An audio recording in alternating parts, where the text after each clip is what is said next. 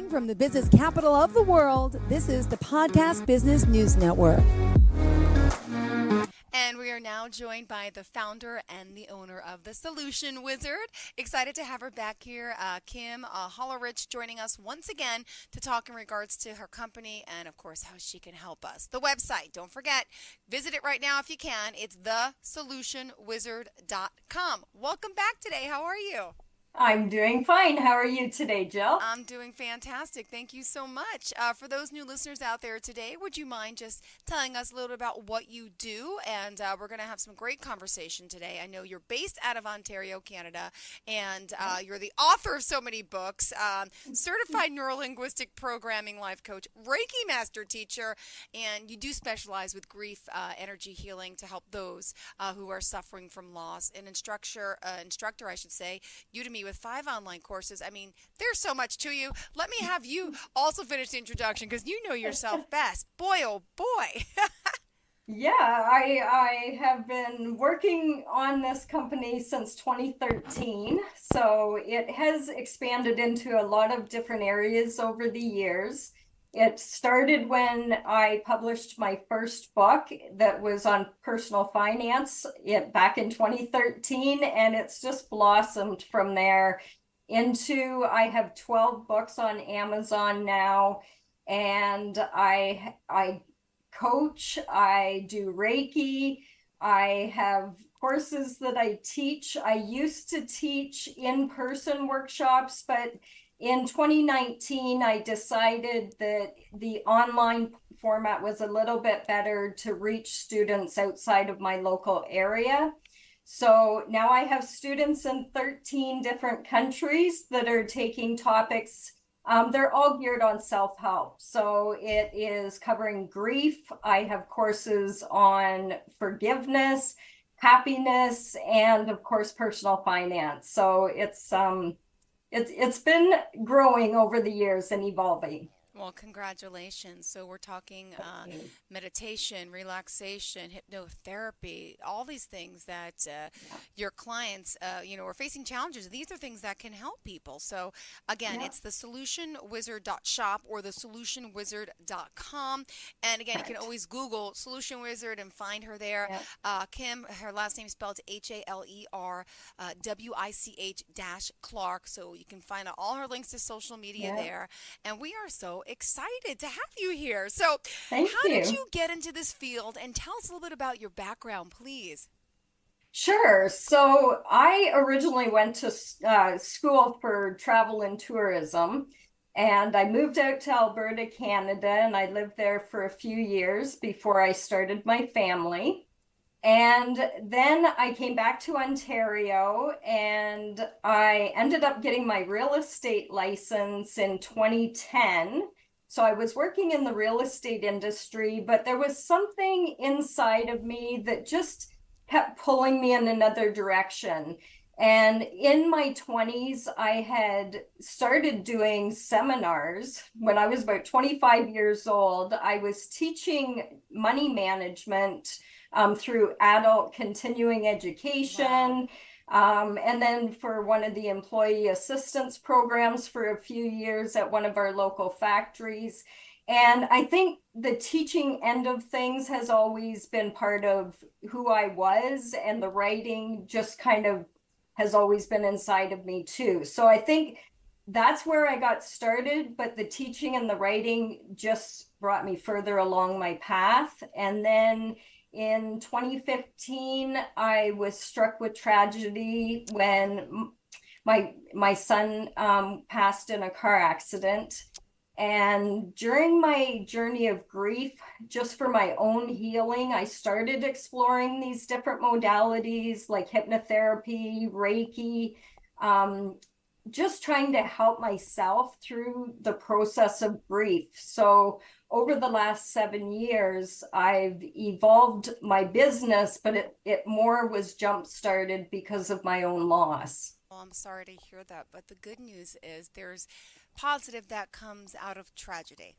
And you have a smile on your face. I can only imagine to lose a child, to lose a parent, to lose a friend. All those things are so hard, but you know what? Yeah. Life has a funny way of kind of making things happen for a reason. Would you agree with Yeah. that? And I know it's not Yeah. easy grief, and you're working with so many people in that, but Yeah. I'm assuming you've been doing this now for quite some time, helping so many Hmm. people.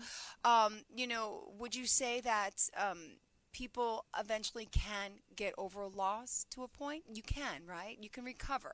I think recover is maybe a good word. It's not that it ever leaves you, because I think grief will be with us once we suffer a loss. It's something that we're going to take through the rest of our lives. But there are ways to maybe adapt to it. And I always like to look at the analogy of maybe just rebuilding your life around your grief instead of thinking that you can overcome it completely. You just kind of build around it, and somehow through all the coping mechanisms and the ways that you learn how to adapt, that somehow propels you into a place of being able to live through the loss that you have suffered. Absolutely. Would you mind sharing? Is there anything in particular that's happening in business right now, booming, different, new, that you want to share? I do have some exciting news.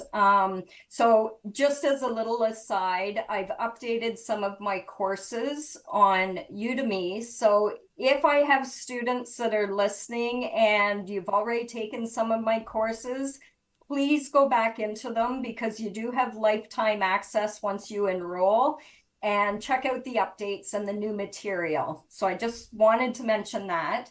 But the other thing I was going to mention, I do have two new things out. I have The Biggest Lie I Ever Told, I'm Fine, was only out in digital as a digital Ah, book. So that was something I wrote in 2020, and it was a book that was just geared towards what to expect mm-hmm. when you are dealing with loss. Ah, So that was exciting, but my newest news is I wrote a book of all the experiences that I had after my son passed, and I felt like I was receiving signs from him. The first year after he passed, I was documenting everything that just seemed strange or coincidental. And I put that into a book format in 2017, and just recently it is now out on hardcover. So that's available on Amazon. They have the Kindle version, the paperback version, and now the hardcover version.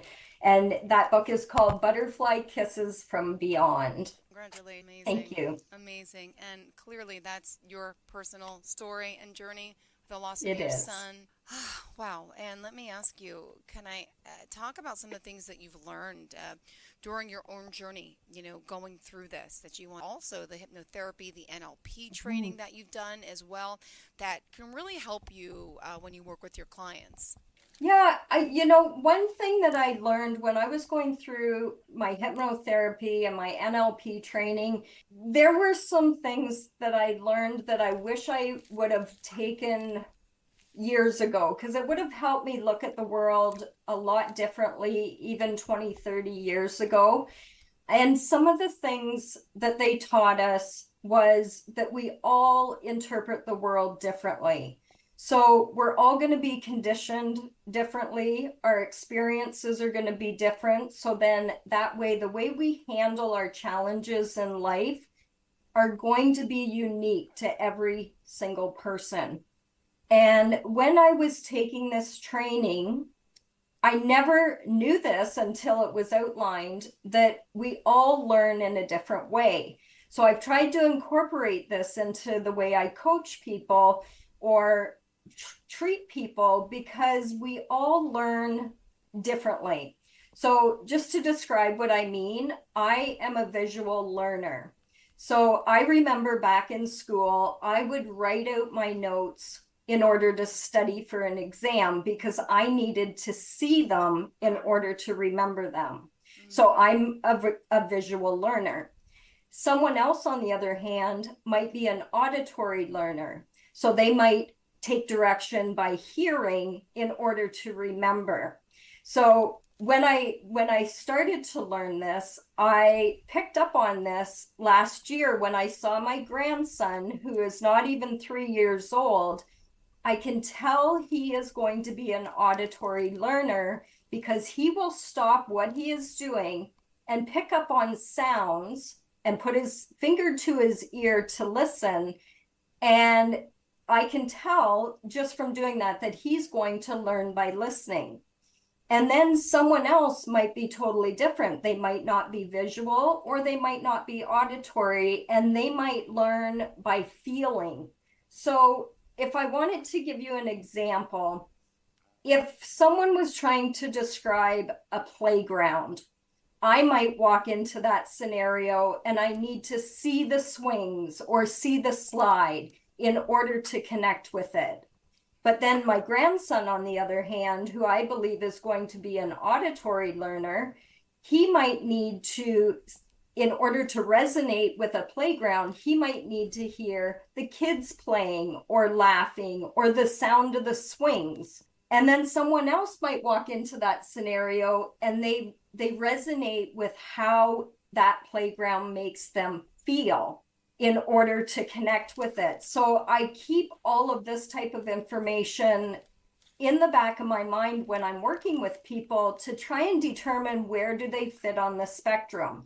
And we're usually overlapping because it's not to say a visual person doesn't have auditory skills at all. There's usually an overlap, but one of them will usually come to the surface and you'll be able to pick out in your own personal way how you interpret the world. So I think that was one of the biggest things that I learned in my training that has ultimately helped me. Wow, that's amazing hearing that. And just remind everyone who we're talking to, the website. If you're just tuning in now, we need to remind you of that, please. Yes, so my name is Kim Halerwich-Clark. I am with the founder of The Solution Wizard, and it's www.thesolutionwizard.com or thesolutionwizard.shop. It will get you to the same page, and all my social media links are either under The Solution Wizard or you can get them right off the website.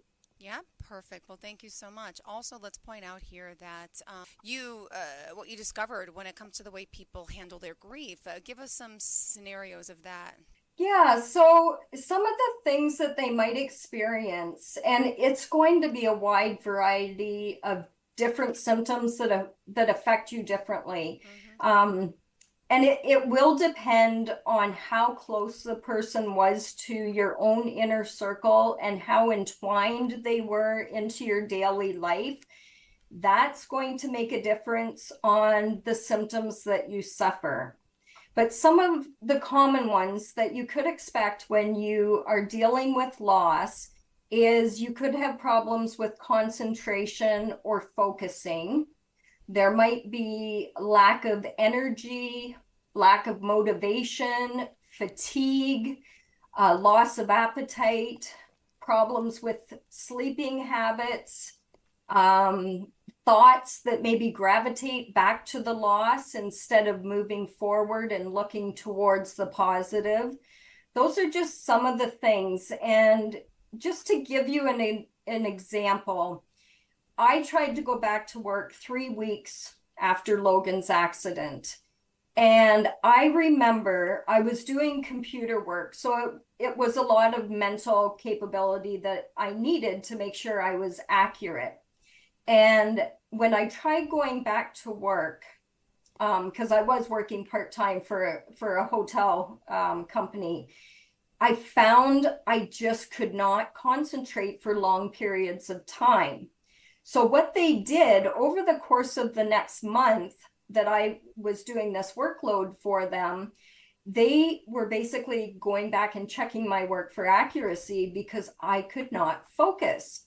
But the one thing that I was very grateful for was because I've got this business on the go, I had some real estate on the go. I had these different things that I needed to focus on, but they were all based from home. So I was extremely lucky to go through that initial grief and be able to cry at my desk. Whereas a lot of people that get pushed back into job environments don't get the privilege of being able to have breakdowns throughout the day the way I was able to. So they might find themselves in the washroom or in the car, letting the tears escape a little bit. And I just want to say you have to do what you have to do. And if you need to let those emotions out, just follow what you need to do. And I just wanted to put that little tidbit out there because it's very important not to suppress. Absolutely, it is, and a lot of us have a tendency to do that. Yes. Let me also ask you a little bit about how do you stay positive, obviously, when you're dealing. Yes. Some of the ways that I found, especially during the first year, was to come up with different ways that I could honor my son.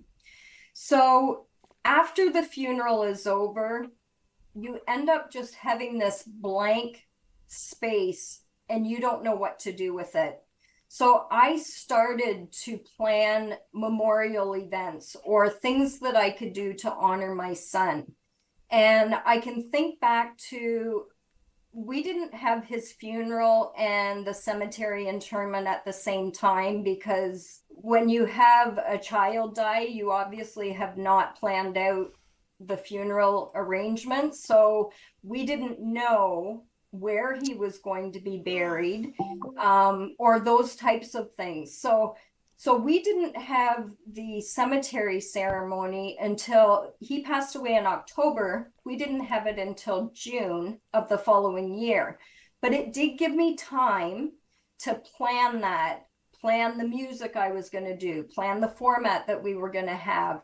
And it kind of kept me in a realm that it felt like he was still part of my life because I was planning an event for him.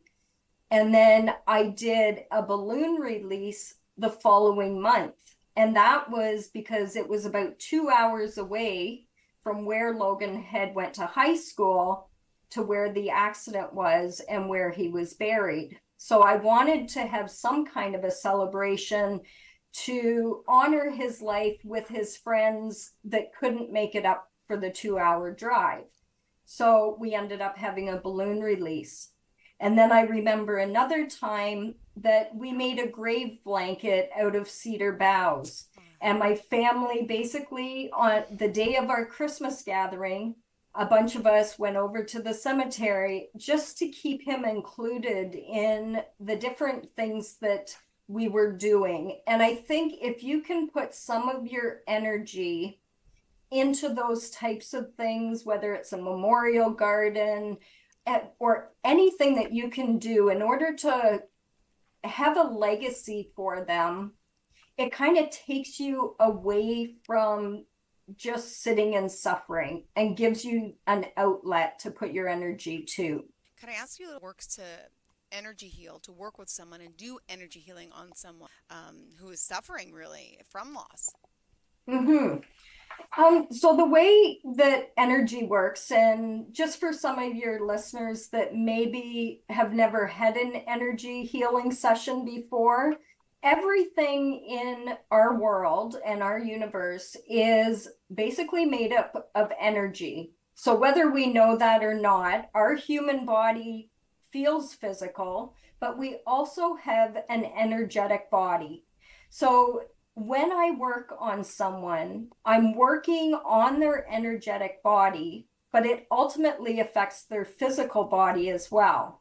So we have down the center of our being, we have 7 main chakras that I would work on, going from the top of your head all the way down to the base of your spine. And what can happen when we go through a lot of challenge or emotions or even circumstances over the course of our life, our different energy centers can get clouded or blocked. So when someone does an energy healing, they basically are not doing the healing themselves. They're just tapping into the energy that is all around us in the universe, and they are directing it into the energetic centers in order to clear them. And sometimes you can feel the effects after one session, or sometimes it does take some time, depending on how your energy is flowing. So specifically, if I was working on someone with grief, most of the time they're holding all of their emotions in their heart chakra, which is located on their chest. So that might be the one that I focus on during a grief energy healing. Got it. And in regards to that, how do you know that the energy is really flowing during the treatment, would you say? So I was really surprised when I first learned Reiki that I could feel it in my hands the very first time I tried it. And it basically, the palms of my hands will tingle and they will feel warm. So I can feel when the energy is starting to flow. The other way that I can tell is many times I will close my eyes during different parts of the session just so I can regroup or set my intentions or just concentrate on what I'm doing. And I will see flashes of color. That can sometimes tell me what's going on. I did have one scenario where I was seeing color during the treatment. And when I sat down with my client afterwards to discuss how the treatment went, she had also said that she saw a particular color and it just happened to match the one that I was seeing with my eyes closed. So there's different ways that you can tell, but I had another client that swore up and down that I had touched them during the treatment. And if I do an in-person treatment, I do not do, I do hands off. So I don't physically touch you during the treatment. So what that would mean would be I would just hover my hands over the area that I'm treating. And this client was sure that I had touched them multiple times during the treatment. And I said to them, I did not actually make contact, but they could feel the energy coming off of my hands and their skin was actually picking up the vibration. So those are just a couple of ways that I can tell that the energy is flowing. We are almost out of time, but just I don't know what we could address next. There's quite a few more things we didn't get to. We can talk about protecting our personal energy. How do you do that and detach from someone's? And maybe describe how energy really is able to reach someone that's not in the same kind of the Sure. same. Yeah. Yeah, I can do that. So what I do to protect my own personal energy, when I first started practicing, some of it was a lot of trial and error. And I found at times that I was really drained after working on someone. And I found that I was not protecting my energy. So I was draining a lot of my own energy and giving it to them, rather than letting the energy flow into me and through me to them, and just using myself as a conduit in order to get the energy to transmit. So I did find that that was something that I had to learn how to do. And the way that I will do that, I will ground myself and I will surround myself with pure white light. And then I set the intention that I am encased in a golden white light, crystal-like cocoon, and nothing can penetrate me that is negative.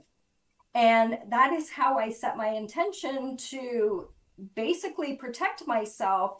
And the other thing that I do at the end of a session is I will use my Reiki symbols, and I will basically use Reiku, which is just a symbol in Reiki that disconnects the energy from me to my client at the end of a treatment. And then that way they take their own energy and I keep my energy and the connection is broken. So that is one way that I can do that. And then to answer your question about how to transmit energy when you're not in the same room, because over the years it's broadened my client base in order to offer my services outside of my local area. Yeah. So now I do Reiki sessions over Zoom, just like what we are doing right now. And with technology, we're able to see each other face to face, have a conversation. But when you talk about energy, energy is not bound by time or space. So if I set the intention to send you healing light, and I'm specifically sending it to you, I'm directing it where it needs to go, then that can be accomplished because energy can go anywhere it is directed. So you do not need to be in the same vicinity in order to get a Reiki session. Well, thank you so much. And if we want to reach out to you, obviously we'll cover the rest of the material next time. Time goes so quick. It's been 27 minutes. Holy cow, right? How can we reach out to you? Please tell us all forms and best forms of contact. Yes, so it's Kim Halerwich-Clark. You can Google the Solution Wizard, or you can go directly to my website at thesolutionwizard.com or thesolutionwizard.shop. And all my social media links will be on the website. Perfect. Thank you so much. Pleasure having you here again, Google Thank Solution you. Wizard. Have a great day. To all of our listeners, stay tuned. More of the show.